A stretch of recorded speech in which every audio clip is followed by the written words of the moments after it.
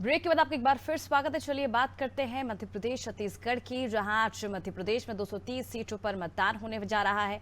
सुबह 7 बजे से यानी कि आधे घंटे बीत चुके हैं और मतदान प्रक्रिया शुरू हो चुकी है। पोलिंग बूथों के बाहर बड़ी संख्या में जो वोटर्स है वो मौजूद है, मतदान कर रहे हैं और अपने जनप्रतिनिधि का चुनाव करने के लिए आज लोकतंत्र के इस महापर्व में हिस्सा ले रहे हैं। आपको बता दें कि छत्तीसगढ़ की अगर बात करें तो छत्तीसगढ़ में 70 सीटों पर आज अपने मत का प्रयोग करने के लिए बड़ी संख्या में मतदाता बड़े उत्साहित होकर मतदान करने पहुंचे हैं। तो मध्य प्रदेश में जहां 2533 प्रत्याशियों की किस्मत आज कैद होगी ईवीएम में, तो वहीं अगर बात करें छत्तीसगढ़ की तो छत्तीसगढ़ में 958 प्रत्याशियों की आज किस्मत का फैसला आज मतदाता करेंगे। अब देखने वाली बात होगी दोनों ही पार्टियों की ओर से, बीजेपी कांग्रेस दोनों ही पार्टियों की ओर से दोनों ही राज्यों में बड़े बड़े दावे किए गए। मध्य प्रदेश की बात करें तो मध्य प्रदेश में बीजेपी कांग्रेस दोनों की ओर से 150 पार का इस बार दावा किया जा रहा है। 2018 की बात करें, 2018 में जिस तरह से मध्य प्रदेश में चुनाव हुए थे, कांग्रेस सत्ता में आई थी 15 साल का सूखा काटने के बाद, और उसके बाद 15 महीने की सरकार गिर गई थी। अब देखने वाली बात होगी इस बार जिस तरह से 2018 में जो घोषणा पत्र वचन पत्र कांग्रेस ने जारी किया था उसी के आधार पर इस बार भी जारी किया गया। 2 लाख किसानों का जो कर्जा माफ करने की बात कांग्रेस ने कही है, वहीं बीजेपी ने मोदी गारंटी की बात कही है। जगह जगह मोदी गारंटी की बात कही गई प्रचार के दौरान भी, और कई ऐसे मुद्दे उठाए गए जिससे कहीं ना कहीं इसका प्रभाव आज मतदाताओं पर कितना होगा ये आने वाला वक्त बताएगा। 3 दिसंबर को ये तस्वीरें साफ हो जाएगी, क्योंकि साइलेंट वोटर्स को समझना बेहद मुश्किल होता है कि आखिर वोटर के मन में क्या है, क्या वोटर चाह रहा है। और आज जब मतदान करने बड़ी संख्या में मतदाता पहुंचेंगे तो देखना होगा कि किस तरह के जो समीकरण वो बनते आने वाले दिनों में, क्योंकि दोनों ही पार्टियों की ओर से बड़े बड़े दावे किए गए, वादे किए गए, दोनों ने अपनी जोर आजमाइश लगाई है। चाहे छत्तीसगढ़ की बात करें या मध्य प्रदेश की बात करें, छत्तीसगढ़ में अगर हम देखें तो भूपेश बघेल 75 पार का दावा कर रहे हैं, तो वहीं पूर्व सीएम रमन सिंह 52 पार का वादा कर रहे हैं। लेकिन अब देखना होगा ये वादे और ये दावे कितने सच साबित होते हैं और कितने खरे उतरते हैं। 3 दिसंबर को दोनों ही राज्यों की जो तस्वीरें हैं लगभग पूरी साफ हो जाएंगी, और जो फैसला है मताधिकार जो आज प्रयोग कर रहे हैं मतदाता, वो तस्वीरें जो हैं और जो सवाल जो जवाब है वो 3 दिसंबर को सामने आ जाएंगे। चलिए रुक कर लेते हैं इस वक्त रायपुर का, जहां से संवाददाता करिश्मा हमारे साथ जुड़ चुकी है। करिश्मा, दोनों ही पार्टियों की ओर से बड़े बड़े दावे किए जा रहे हैं, लेकिन आज मतदाता जो है अपने मत का प्रयोग करेंगे और अब जो तस्वीरें हैं वो 3 दिसंबर को हालांकि साफ होंगी कि आखिर मतदाताओं के मन में इतने दिनों से, पिछले 5 साल से आखिर क्या चल रहा था। लेकिन जो दावे और वादे पार्टियों की ओर से किए गए हैं, क्या लगता है कितने खरे उतरेंगे इस बार?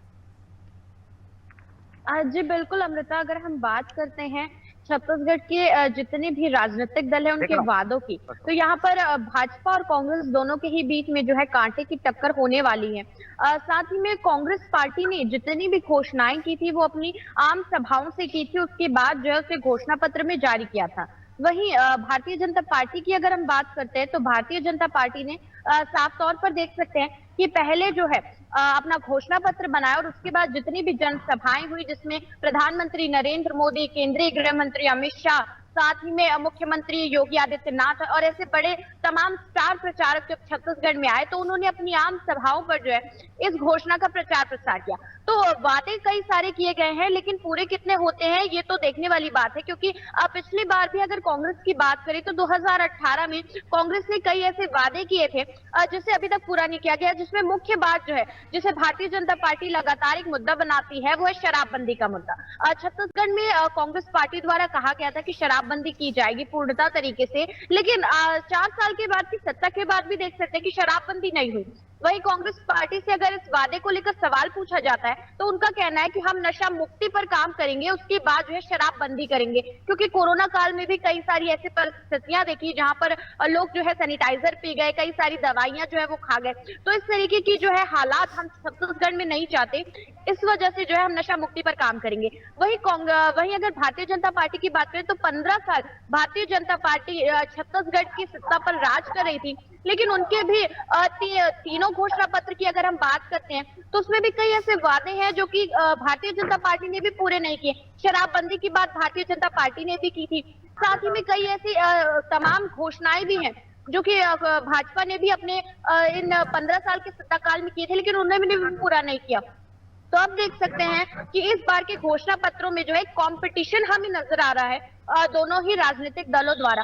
बात करते हैं अगर हम भारतीय जनता पार्टी की, जी। तो उन्होंने कहीं ना कहीं कांग्रेस की जितनी भी घोषणाएं हैं उनको जो है ओवरशैडो करने का यहाँ पर काम किया। लेकिन कांग्रेस पार्टी ने केवल घोषणाएं की थी, घोषणा पत्र नहीं निकाला था, तो ये यहाँ पर जो है गेम चेंजर हो गया। क्योंकि भारतीय जनता पार्टी ने जब अपना घोषणा पत्र निकाला तो उसमें साफ तौर पर देख सकते हैं 3100 रुपए धान खरीदी का रेट और प्रति एकड़ जो है 21 कुंटल धान खरीदी जो है उन्होंने करने का वादा किया। वहीं अगर कांग्रेस की बात करें तो कांग्रेस ने अपने घोषणा पत्र में इससे एक कदम आगे बढ़कर जो है 3200 रुपए धान खरीदी और वही कुंटल जो है 20 कुंटल जिस तरीके का उन्होंने वादा किया था और 1 नवंबर से ये धान खरीदी हो भी रही थी, तो उसी पर जो है वो टिके रहे। साथ ही में अगर भारतीय जनता पार्टी की बात करते तो उन्होंने महतारी वंदन योजना, जो कि मध्य प्रदेश में जो है लाडली बहन योजना के नाम से चलती है और काफी ज्यादा जो है सक्सेसफुल योजना मानी जाती है मध्य प्रदेश में, उसी का जो है यहाँ पर एक कार्ड प्ले करने की कोशिश जो है यहाँ पर भारतीय जनता पार्टी ने की महतारी वंदन योजना के नाम से, जिसमें 12,000 रुपए सालाना हर मैरिड महिला के खाते में जो है वो जाएंगे। वहीं अगर कांग्रेस की बात करें तो इसको और ज्यादा ओवरशैडो कर जो है कांग्रेस पार्टी ने छत्तीसगढ़ गृह लक्ष्मी योजना के नाम से शुरू कर दिया, जहां पर देख सकते हैं कि 15,000 रुपए का जो अमाउंट है मैरिड महिलाओं के खातों में जाएगा। तो कहीं ना कहीं ये जो वादे हैं उन्हें लेकर एक कंपटीशन जो है छत्तीसगढ़ में लगातार बना हुआ था, चाहे हम किसानों की बात करें, महिलाओं की बात करें, आम जनता की बात करें। साथ ही में कांग्रेस पार्टी की कई ऐसी घोषणाएं हैं जो कि काफी ज्यादा आकर्षित है और ग्रामीण लोगों पर उन्होंने ज्यादा फोकस किया है। आदिवासी लोगों के लिए भी उन्होंने कई सारी चीजें की हैं, जिसे लेकर देख सकते हैं कहीं ना कहीं जो कि निचले स्तर के लोग हैं और आदिवासी है वो कांग्रेस पार्टी की घोषणाओं से ज्यादा अट्रैक्ट हुए। वहीं अगर घोषणा पत्रों की हम बात करते हैं और उनके वादों की बात करते हैं तो कांग्रेस पार्टी ने जो है केवल 2 पन्नों का अपना घोषणा पत्र रखा, जिसके जरिए देख सकते हैं कि लोगों को इसे समझने में जो है काफी ज्यादा आसानी हुई। वहीं भारतीय जनता पार्टी के घोषणा पत्र की बात करते हैं तो उन्होंने कहीं ना कहीं ज्यादा पेजेस का और एक लेंथी घोषणा पत्र बनाया है, जिसकी वजह से जो है कई सारे लोग उस घोषणा पत्र को समझ नहीं पा रहे। तो वादों की अगर हम बात करते हैं तो देख सकते हैं कि वादे तो किए जा रहे हैं, लेकिन वो पूरे होंगे कि नहीं वो आने वाला जो है हमें समय ही बता पाएगा। बिल्कुल करिश्मा, वो तो आने वाला समय ही बता पाएगा। लेकिन आपने जिस तरह से जिक्र किया शराबबंदी का, हमने देखा था किस तरह से बीजेपी पूरे 5 साल तक शराबबंदी के मुद्दे पर कांग्रेस को घेरती आई और चुनाव के मतदान के कुछ समय पहले तक वादा भी कर रही थी जनता के पास जाकर कि शराबबंदी बीजेपी करेगी अगर सत्ता में आती है। लेकिन जब घोषणा पत्र जारी किया गया तो शराबबंदी का कहीं पर भी जिक्र नहीं था। क्या लगता है, क्या इसका भी असर इस बार मतदान में देखने को मिल सकता है?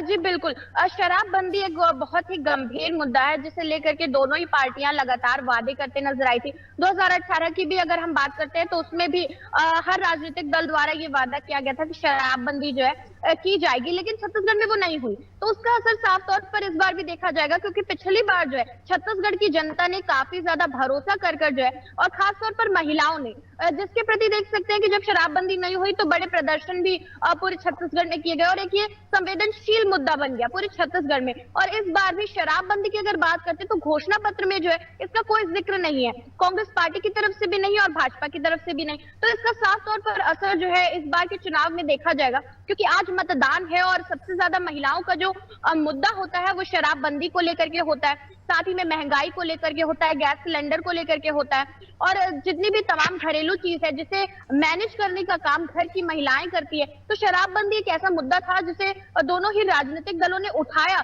लेकिन पूरा अभी तक किसी ने भी नहीं किया। बिल्कुल करिश्मा, शराबबंदी का मुद्दा दोनों ही पार्टी ने उठाया लेकिन वादा करके मुकर गए। और ऐसे में अगर देखा जाए तो कांग्रेस पार्टी जिस तरह से शराबबंदी का वादा करके सत्ता में काबिज हुई थी और उसके बाद सत्ता में काबिज होने के बाद वो वादा पूरा नहीं किया गया, कई तरह के जो प्रोसेस है वो बताए गए। क्या लगता है, और जिस तरह से अब कांग्रेस जातिगत जनगणना की बात करी, कितना भरोसा जनता करेगी छत्तीसगढ़ की?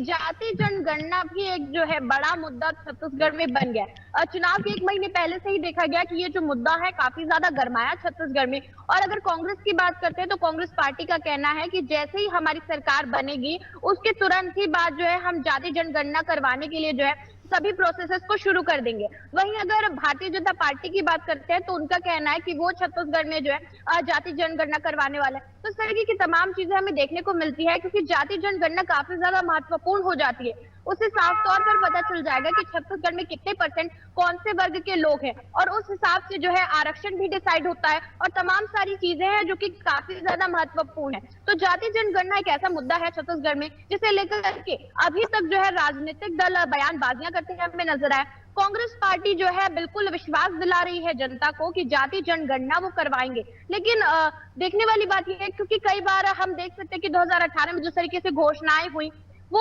अभी तक जो है कुछ घोषणाएं पूरी नहीं हुई। तो ये भी एक घोषणा है जाति जनगणना की जो कि कांग्रेस पार्टी ने की है। हालांकि हालात देखकर तो लग रहा है कि कांग्रेस पार्टी जो है सत्ता में आने के बाद हो सकता है कि जल्द से जल्द जाति जनगणना जो है वो करवा दे। बिल्कुल देखने वाली बात होगी कांग्रेस पार्टी कितनी गंभीर नजर आती है जातिगत जनगणना को लेकर, क्योंकि शराबबंदी के मुद्दे के बाद कहीं ना कहीं छत्तीसगढ़ की जनता में नाराजगी भी इसे लेकर देखा गया था, क्योंकि इसी वादे को लेकर कांग्रेस ने छत्तीसगढ़ में सत्ता में वापसी की थी। और अब जिस तरह से वादा किया गया है जातिगत जनगणना का, कब तक इस पर अमल किया जाएगा सत्ता में आने के बाद, या बीजेपी इस बार बाजी मारती है, देखना इस बार दिलचस्प होगा। चलिए रुक कर लेते हैं मुंगेली का, जहां से हमारे साथ संवाददाता बादल जुड़े हुए हैं। बादल, किस तरह का नजारा पोलिंग बूथ पर नजर आ रहा है, क्योंकि हम देख सकते हैं इस वक्त ऐसा लग रहा है कि आप पोलिंग बूथ के बाहर मौजूद हैं। जी, मैं सुबह से पोलिंग बूथ के बाहर खड़ा हुआ हूँ। वहाँ मतदाता आ रहे हैं, जा रहे हैं, लेकिन एकदम खामोश रूप से आ रहे हैं। ऐसा लग रहा है कि मतदाताओं का रुझान ही समझ में नहीं आ रहा है। अभी जस्ट पोलिंग बूथ पे मॉक पोल चल रहा है, एजेंट लोग घुसे हैं, मॉक पोल करा रहे हैं एजेंट लोग। उसके बाद धीरे धीरे मतदाता घर से बाहर निकल रहे हैं, लेकिन ये रुझान देख के सामने नहीं आ रहा है कि मतदाता लोग खामोश है। आखिर मतदाता की झुकाव किस तरफ है? बिल्कुल बादल, जानना चाहेंगे क्योंकि जिस तरह से आप जानकारी दे रहे हैं कि मतदाता काफी खामोश है, यानी कि साइलेंट वोटर्स जो हैं वो बड़े ही शांतिपूर्ण तरीके से अपना मत का प्रयोग कर रहे हैं। क्या कुछ उनका कहना है कि आपने उनसे बात करने का प्रयास किया? जी, कुछ दिन पहले हम लोगों ने बात किया था, तो सबसे बड़ी मुद्दा यह सामने आ रहा था कि कर्जा माफी से प्रभावित हो रहे हैं मतदाता लोग। बादल, हम चाहेंगे मतदाता जो वहां पर बड़ी संख्या में मौजूद हैं और मतदान करने पहुंचे हैं, उनसे आप बातचीत करें और जानें कि युवाओं का क्या कुछ कहना है। जी, मतदाता से मैं बात करने की कोशिश करता हूं और जानना चाहता हूं कि मतदाताओं का आखिर रुझान क्या है। जी, बताएंगे इस बार आप किसको वोट करेंगे और किस मुद्दों को लेकर वोट करेंगे? मुद्दा यही है जो अभी वर्तमान जो सरकार ने कई ऐसे काम किए जो महत्वपूर्ण है, जैसे कर्जा माफ किए और धान का दाम बढ़ाए, समर्थन मूल्य बढ़ाए, और महिलाओं का भी जो 15,000 कर दिए, इससे 12 किए तो 15 कर दिया, छक्के पे अट्ठा मार रहा है वो। तो ये लोग ये चाहते हैं कि जो सरकार विकास के उसी को मतदान करेंगे, ऐसा लोगों का रुझान है। जी, लोगों का रुझान ये भी आ रहा है कि सामने किस कर्जा माफी से प्रभावित हो रहे हैं और बहुत सारी सरकार की योजनाएं हैं जिससे प्रभावित होकर मतदान करने की कोशिश कर रहे हैं। बिल्कुल बादल, हमने देखा था पिछली बार किस तरह से कर्ज माफी के बाद कांग्रेस ने सत्ता काबिज की थी और अब एक बार फिर कांग्रेस की ओर से कर्ज माफी का जो कार्ड है वो खेला गया। देखने वाली बात होगी कि मतदाता जो है वो कितना प्रभावित होते हैं। चलिए रुक कर लेते हैं संजू की ओर, जो कि हमारे साथ बेमित्रा से जुड़े हैं। संजू, किस तरह का नजारा पोलिंग बूथ के बाहर देखने को मिल रहा है और क्या कुछ मूड जो है वो जनता का कहता है? हेलो जी संजू, क्या मेरी आवाज आप तक पहुंच पा रही है?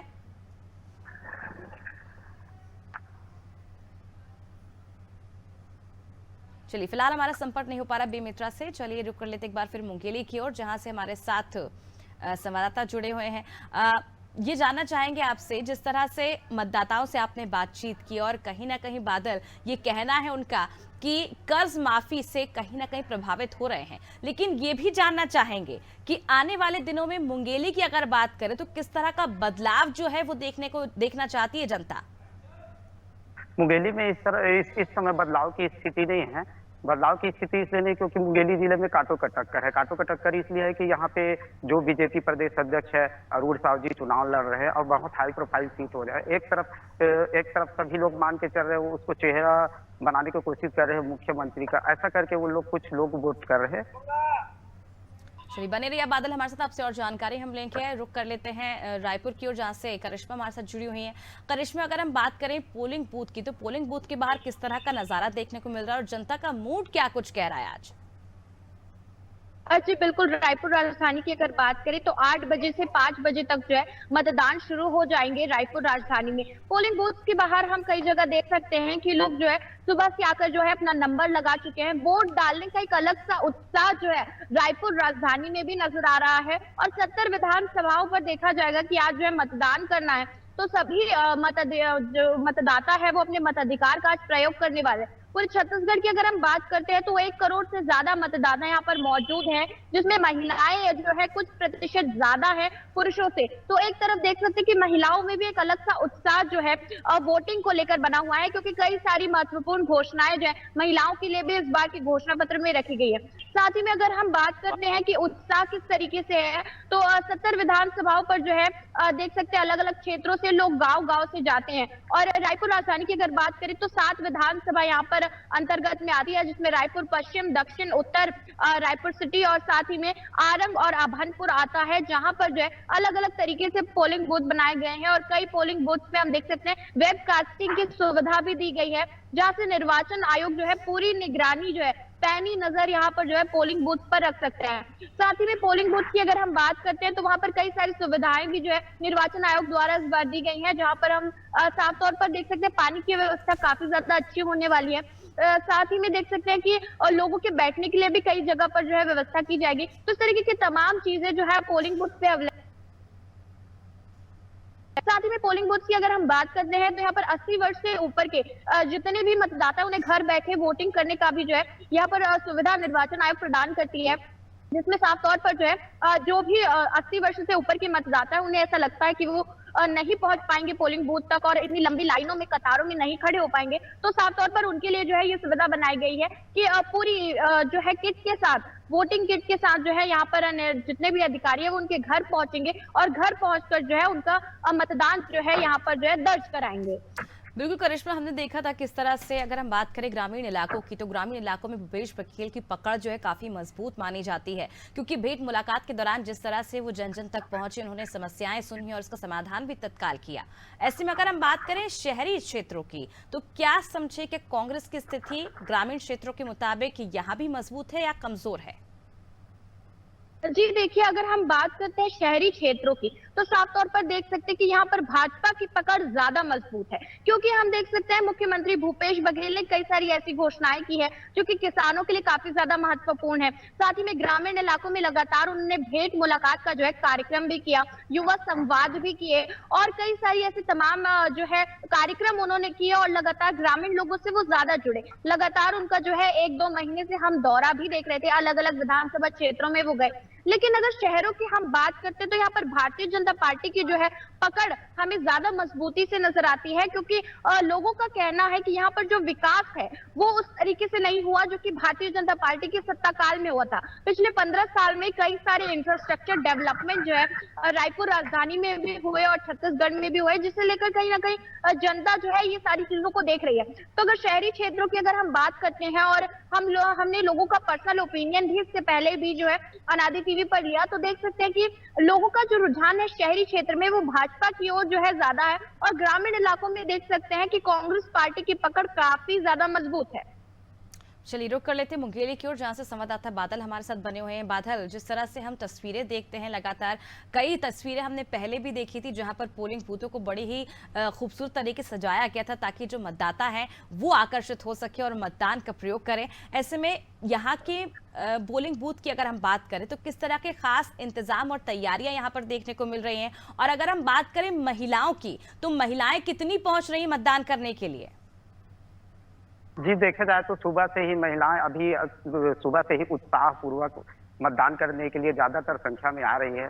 और व्यवस्था किया जाए तो यहाँ पानी का व्यवस्था है, टेंट का व्यवस्था है, पूरा वैकल्पिक रूप से सभी व्यवस्थाओं का इंतजाम मतदान केंद्रों में किया गया है। साथ ही महिलाएं बड़े उत्साह पूर्वक घर से निकल रही है और ज्यादातर संख्या में उत्साह के साथ वोट करने के लिए पहुंच रही है, क्योंकि महिलाएं ज्यादातर भूपेश बघेल की गृह लक्ष्मी योजना से प्रभावित होकर ज्यादा प्रभावित हो रही है। बिल्कुल, जिस तरह से आप जानकारी दे रहे हैं बादल की जो महिलाएं हैं भूपेश बघेल से काफी ज्यादा प्रभावित नजर आ रही हैं। ऐसे में महिलाओं से बात करने का प्रयास करिए और जानिए आखिर महिलाओं के मन में क्या है, क्योंकि बीजेपी कांग्रेस दोनों ही पार्टियों की ओर से इस बार महिलाओं के लिए घोषणा पत्र में, संकल्प पत्र में कई बड़े वादे किए गए हैं। जी, अभी तो सामने कोई महिलाएं नहीं है, लेकिन महिलाएं ज्यादातर वोट कर रही है और वोट ग्रामीण क्षेत्रों में ही ज्यादातर कांग्रेस को वोट किया जाता है। ऐसा ऐसा यहाँ का मानना है और एक परंपरा भी है, क्योंकि यहाँ जो सीट है वो बहुत ज्यादा हाई प्रोफाइल है। एक तरफ अरूण साहू जी प्रदेश अध्यक्ष है, दूसरी तरफ पिछड़ा वर्ग आयोग के अपने अध्यक्ष थानेश्वर साहू जी हैं। तो ज्यादातर साहू बहुल क्षेत्र को देखकर ही, मतलब जातिगत समीकरण को देखते हुए ही यहाँ पे टिकट दिया गया है, इसीलिए ज्यादातर वोट कर रहे हैं यहाँ।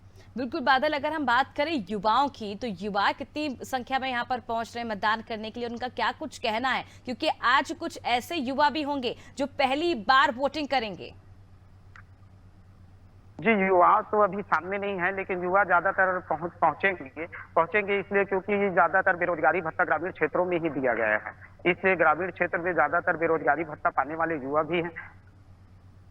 चलिए, किस तरह के इंतजाम जो हैं वो देखने को मिल रहे सुरक्षा के लिहाज से? सुरक्षा के लिए यहाँ सुबह से चाकचंद पुलिस की व्यवस्था कर दी गई है। सभी तरफ सुरक्षा व्यवस्था है, ज्यादातर पेट्रोलियम की गाड़ी आ जा रही है। ज्यादातर यहाँ के जो मतदान केंद्र है वो संवेदनशील है ही नहीं, इसीलिए ज्यादातर सुरक्षा व्यवस्था इतनी जरूरी है ही नहीं, लेकिन फिर भी सुरक्षा व्यवस्था का इंतजाम किया गया है। चलिए, बने रहिए अब हमारे साथ। बादल, आपसे और जानकारी हम लेंगे। रुक कर लेते एक बार फिर रायपुर की, जहां से करिश्मा हमारे साथ बनी हुई है। करिश्मा, अगर हम बात करें आम आदमी पार्टी की, तो आम आदमी पार्टी ने 10 गारंटियां दी थी छत्तीसगढ़ में। क्या लगता है कितना खेल बिगाड़ सकती है इस बार बीजेपी कांग्रेस दोनों का? जी बिल्कुल, आम आदमी पार्टी की अगर हम बात करते हैं अमृता, तो वो भी कहीं ना कहीं दमखम से यहाँ पर प्रचार प्रसार करते हुए नजर आए। साथ ही में आम आदमी पार्टी के कार्यकर्ता भी छत्तीसगढ़ में जो है काफी ज्यादा सक्रिय हमें नजर आए। लेकिन उनकी जो गारंटियों की अगर हम बात करते हैं, तो यहाँ पर जो भी गारंटियां उन्होंने जो 10 गारंटियां दी हैं, कुछ वर्ग के लोग हैं जो उस पर काफी ज्यादा भरोसा करने वाले हैं और जो है उनका कहना है कि आम आदमी पार्टी आनी चाहिए, क्योंकि दोनों ही पार्टियों पर उनका कहना है कि अब भरोसा नहीं रहा है। उन्होंने कहा कि जब भारतीय जनता पार्टी का शासनकाल था तब भी कई सारे भ्रष्टाचार और घोटाले के जो है मामले सामने आए। वहीं दूसरी ओर अगर कांग्रेस की बात करें, तो कांग्रेस पर भी देख सकते हैं कि लगातार जो है घोटाले और इन सभी के आरोप लगते नजर आए। तो इस बार उनका कहना है कि छत्तीसगढ़ में कुछ अलग होना चाहिए। जिस तरीके से दिल्ली में भी जो है कुछ अलग हुआ और वहां पर कई सारी सुविधाएं जो है केजरीवाल ने प्रोवाइड की हैं, तो उस प्रकार की जो है स्थिति जो है छत्तीसगढ़ में भी देखने को मिल रही है। हालांकि आम आदमी पार्टी का उतना रुझान जो है वोटर्स के अंदर हमें दिखाई नहीं दे रहा है। सिर्फ केवल जो है यहाँ पर भारतीय जनता पार्टी और कांग्रेस के बीच ही जो है कांटे की टक्कर हमें यहाँ पर नजर आ रही है। चलिए, बहुत बहुत शुक्रिया करिश्मा बादल हमसे जुड़ने के लिए, तमाम जानकारी देने के लिए। तो देखिए किस तरह से छत्तीसगढ़ में आज मतदान होने जा रहा है। 70 सीटों पर आज वोट डाले जाएंगे और बड़े ही उत्साहित होकर जो मतदाता हैं वो पोलिंग बूथ पर पहुंच रहे हैं। इसके सबसे ज्यादा महिलाएं जो हैं वे बेहद उत्साहित नजर आ रही हैं, क्योंकि दोनों ही पार्टियों की ओर से वचन पत्र, संकल्प पत्र में महिलाओं के लिए बड़े वादे किए गए हैं। अब देखने वाली बात होगी इस बार जिस तरह से कांग्रेस ने एक बार फिर किसानों की कर्ज माफी का वादा किया है, तो वहीं अगर बीजेपी की बात की जाए तो बीजेपी ने कई लोक लुभावन जो वादे हैं वो जनता से किए हैं। लेकिन आज दोनों ही पार्टियों के लिए एक बेहद बड़ा दिन है, इम्तिहान का दिन है, और जनता किसके वादों और दावों पर भरोसा करती है ये आने वाले वक्त में तस्वीरों में साफ हो जाएगा। 3 दिसंबर भी ज्यादा दूर नहीं है और वो दिन जिस दिन ये तस्वीरें साफ हो जाएंगी और सभी आरोप प्रत्यारोप से लेकर वादों से लेकर दावों से लेकर विराम लग जाएगा। रुकते एक छोटे से ब्रेक के लिए, जल्द वापस लौट